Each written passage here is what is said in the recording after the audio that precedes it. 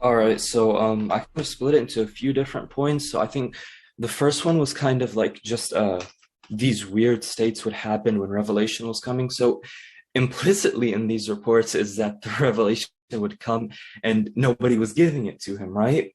At least on the false prophet hypothesis. He was just getting it from his own mind, right? Nobody that knows better was feeding him this information. So that's implicit in those narrations, and I think that's worth noting.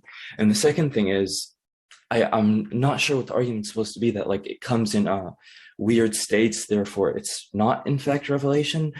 If that's the argument, then no gap has been bridged between these weird states and it not being revelation. Like, for example, having a reddened face or sweating a lot. None of those indicate at all how it would be non-revelation. So I can't see what the argument there is.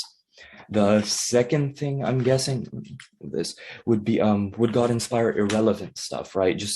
I'm just trying to remember which one he mentioned in specific. It was I'm guessing something about Aisha, I think.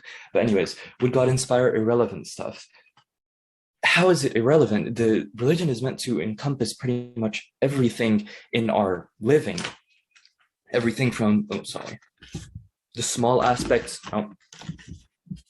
the small aspects of our existence, the larger aspects such as our meaning, and so on and so forth. It's meant to inspire all kinds of things and talk to us about those kinds of things. So how is it something irrelevant? Of course, everything inspired is going to be something relevant to us. Okay.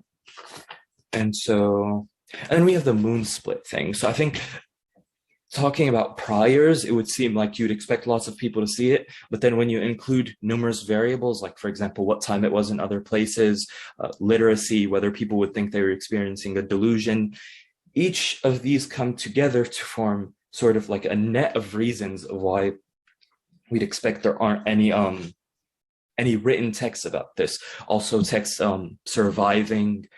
Who would have written it? Would that text have survived? So on and so forth. So you have these host of reasons for why there might not be a report about it. So I don't think that's interesting, because if you consider the prior, it does seem like we'd expect all these kinds of reports about it. But when you consider when you have some consideration, some observations added to it, the posterior doesn't seem that high. It doesn't seem like we'd expect all those reports. And one second. The next thing, so the next thing was the false prophecy stuff. The first one he uses is the your hour one, or the hour one. And it sort of sounds like poisoning the well, because we have those other reports which say Sa'atukum, as he mentioned, your hour in specific. And then the classical scholars like An-Nawawi, they interpret it that way as well. They take it to mean that, and that fits in with the tradition behind this, because we know he doesn't know when the hour will occur. That's a huge part of the tradition, that he doesn't actually know. So when he's asked, he shifts it to give something else. He always shifts it to something else instead of telling him when exactly the hour will occur, because he doesn't know. In this case, he shifts it to your hour instead. So he shifts the dialectic because he doesn't know when the hour will occur. So that fits in very well with the with what we already know about what he knows. We know that he doesn't know that the hour will occur in our tradition. So that fits in very well with that.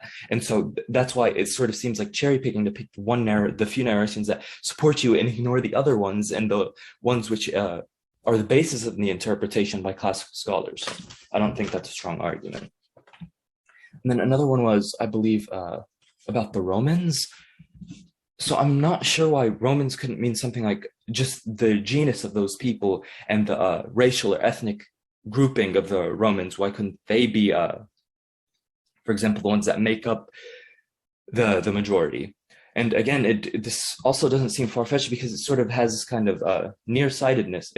We don't know when exactly the hour will occur. We don't know if it'll occur 1,000, 2,000 years from now. So those ethnic groupings could become the majority within a large time span, because we don't know when the hour will occur. It's not going to occur. We don't know if it's going to occur tomorrow, 1,000 years, 2,000. So again, this just seems like it hasn't happened yet, so it's false. Was there something else? That's what I have.